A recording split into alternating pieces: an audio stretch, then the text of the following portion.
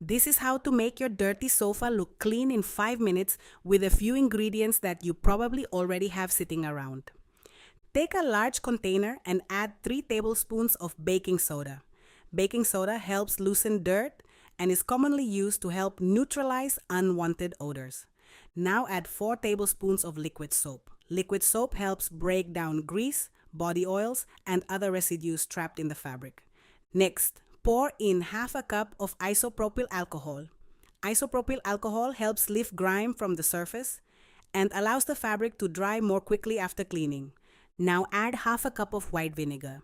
Vinegar helps break down buildup and can help remove lingering odors from upholstered furniture. Add 2 cups of warm water. Warm water helps dissolve the ingredients and distribute the solution evenly. Mix everything thoroughly until well combined. Now take a clean microfiber towel and dip it into the solution. Rub the towel across the entire surface of the sofa.